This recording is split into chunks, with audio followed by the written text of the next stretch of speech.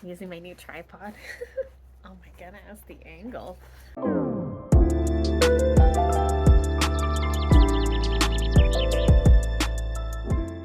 Welcome to part 2 of my Reading Like a Leo with full confidence that these are all going to be 5 stars. I did this one last year. You can check out my link below for the one that I did. I absolutely adored it. Of 4 of my picks, 3 of them were 5 stars. So here's hoping for another success. Last year, my unintentional theme ended up being kind of fire or red. So this theme, I decided to go the opposite of fire and go water. So all of these books are sort of blue-ish in theme. So my first choice is called The Second Sleep. And the author, here's how I got to him. My husband and I watched Conclave. We really liked it. I was looking up books like Conclave because I was really enjoying the whole premise of it. And it turns out Conclave was a book, and it's by this author. It's set in the 15th century. There is a monk, I think, that travels to this remote village, and there's a whole bunch of secrets, and he ends up revealing some big conspiracy, and it just sounds fun. I have been searching this whole year for a name of the rose type of book, a monk mystery set in the Middle Ages. Believe it or not, it is actually pretty hard. It's a little bit of a niche genre, so I'm very pleased to be doing this one.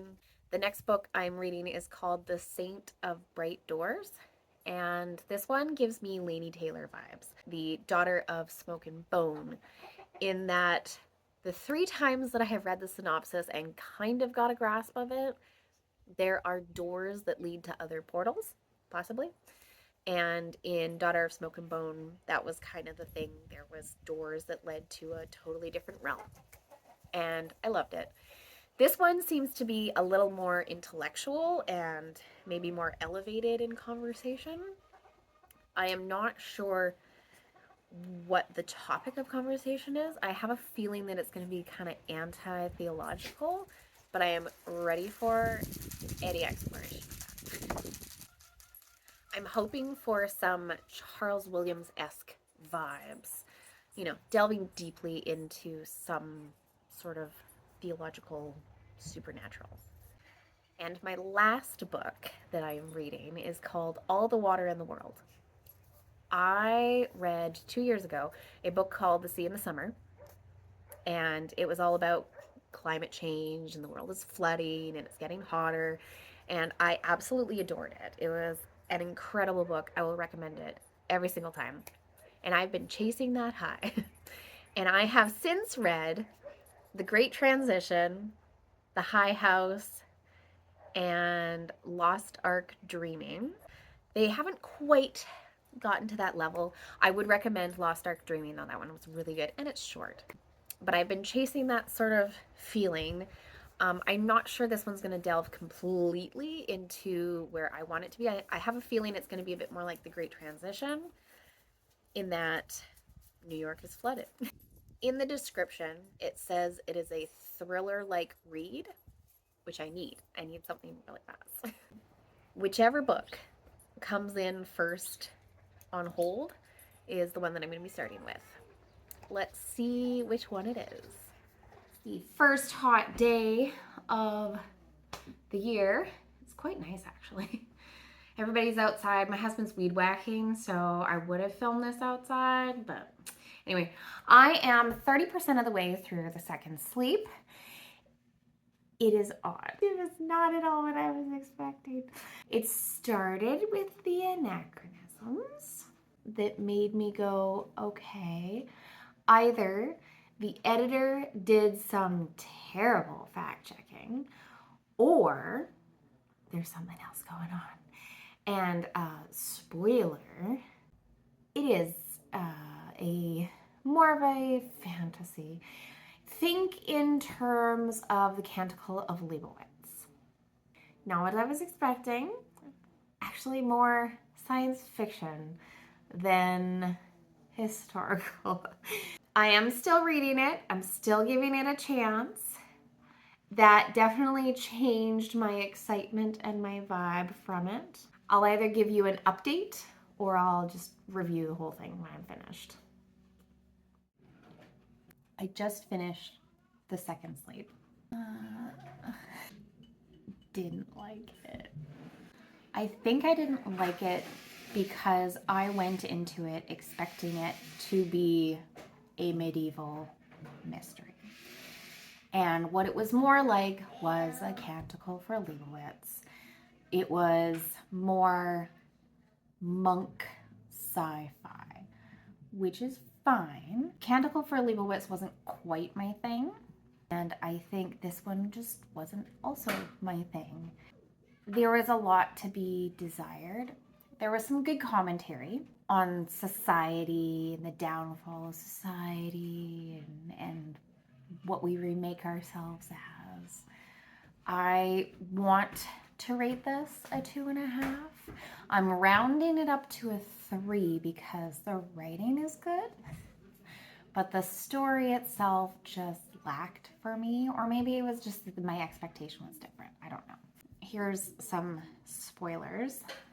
I didn't particularly like the female characters. They felt like they were just a plot device for the main character, and I didn't appreciate that. They didn't feel realized, and I don't know really what to make of the ending. Do you know that scene that people make a big deal about in Game of Thrones where they find this spiral of bodies and nothing ever came of that? Nothing was ever explained with that. I feel like that's what the ending of this was. It was symbolic, but never really just sort of like that's where he ended it. Spoiler away. Oh, I did like the idea of them trying to describe modern things, but in a way that someone who's never seen them was describing them. So it was kind of fun for the reader to just try and figure out what exactly they're looking at. It just wasn't for me. Sorry, my son has his little toy drill. And now we're moving on to this one because it just came in at the library and I'm gonna start it and hope for better results. It's a lovely day to be sitting on the porch in the morning. I am about 20% of the way through All the Water in the World, and I love it. I like the choice of making really short chapters. That is helping it move quickly, but it is also very exciting, and I'm really enjoying the exploration of all the ways that water can destroy. There was a book that I read quite randomly. I did that random Libby thing, and it was one called Just After the Wave. And it was like a French translated, and it was all about these people that were like surviving after major flooding. And it was good, but it was slow. This one is good and it is fast. And I am just whipping through it and I'm enjoying every moment of it. And I'm quite enjoying the fact that it's being told from a child's perspective. It is set in New York and the floodwaters have risen like crazy. They tried to dam up New York, and so technically New York is now underwater with these big dams.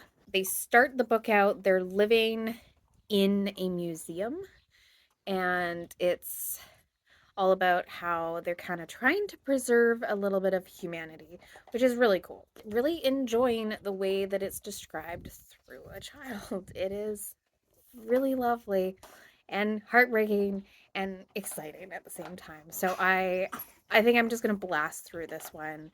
I'm looking forward to the rest of this experience. I finished All the Water in the World, and I think I'm going to go with a 4 on it. First half, the pacing was so engaging. It was really interesting. I wanted to know where we were going, and it was probably like a 5-star read at that point. This one reminded me the most of The Great Transition. The Great Transition was pretty action based, and so the first half was very action based. And then the second half slowed down quite a lot, and I found myself putting down the book more often and not re engaging with it. And then in that regard, this one reminds me of Just After the Wave. And it was just that meditation on surviving and getting from one place to the next place.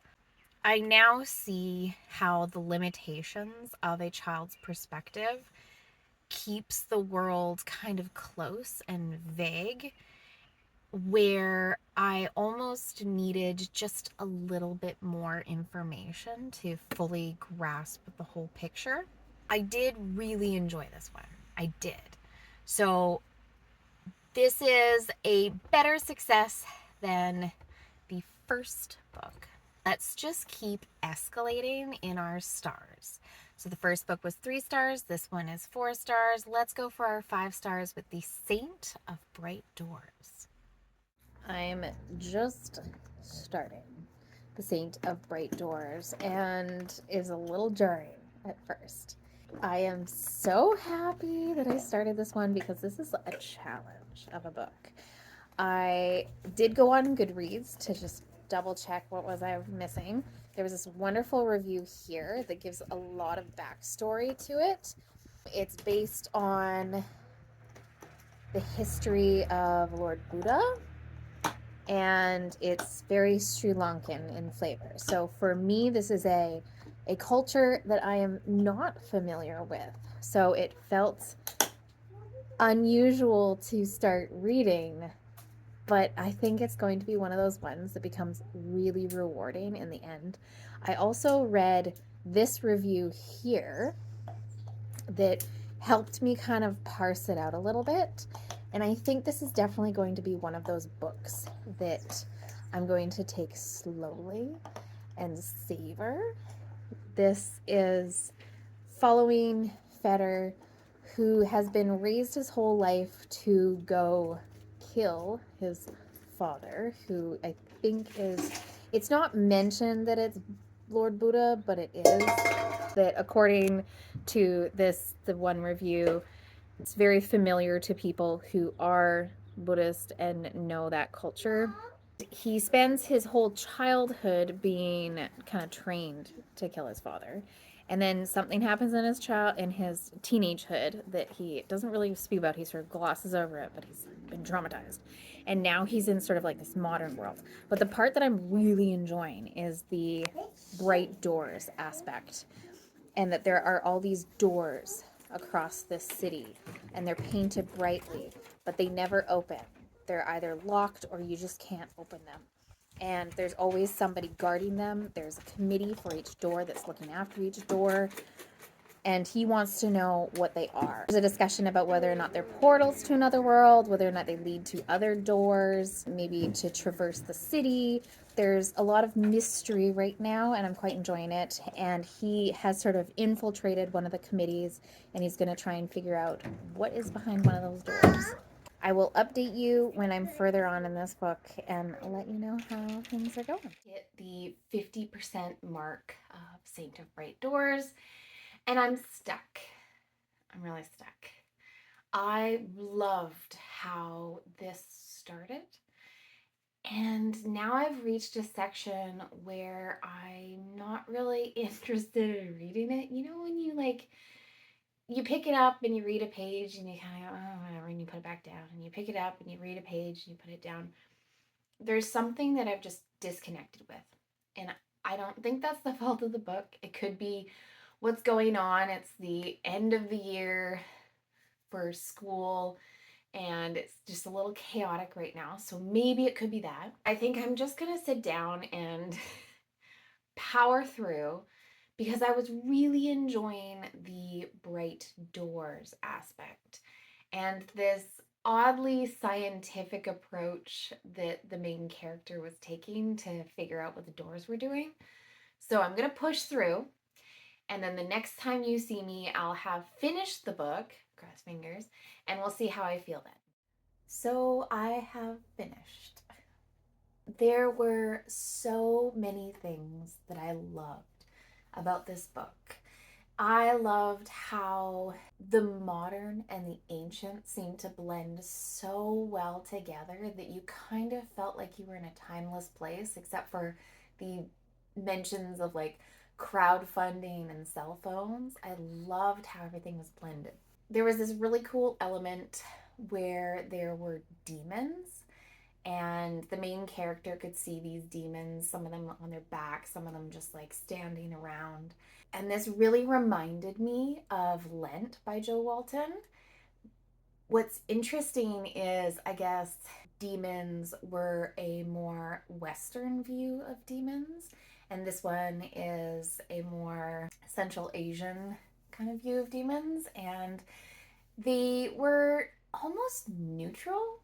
You know that D&D chart or whatever, it was like neutral evil or neutral chaotic or whatever. So they were evil because of their nature, but they weren't pleasured in their evil.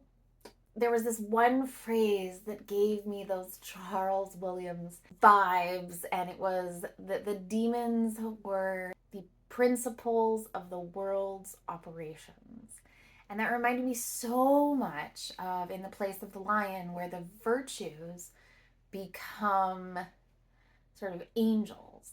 And I liked this sort of opposite comparison where the demons are sort of the operations underneath everything.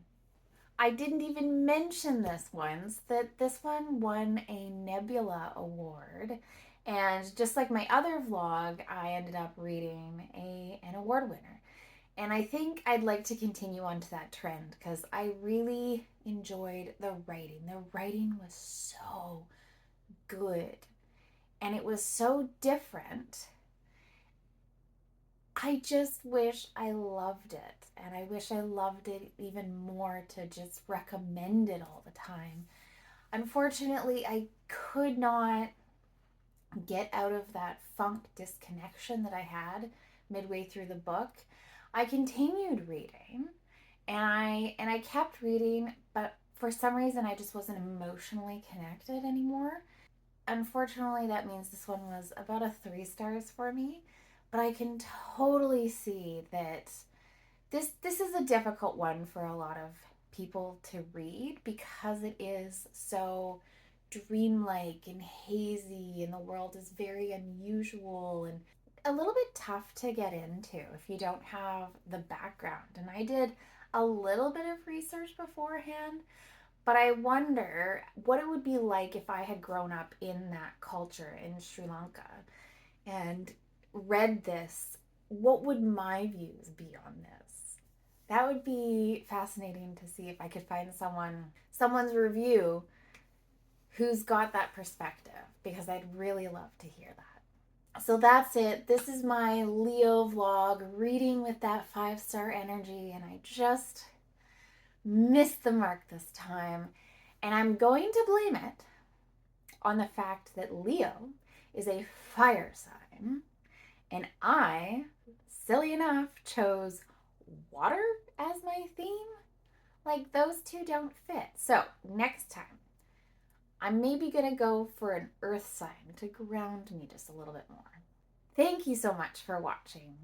If you got this far, I really appreciate it. My name is Karen. I'm a proud Leo. Happy birthday to all you Leos coming up. We'll see you again soon. Bye.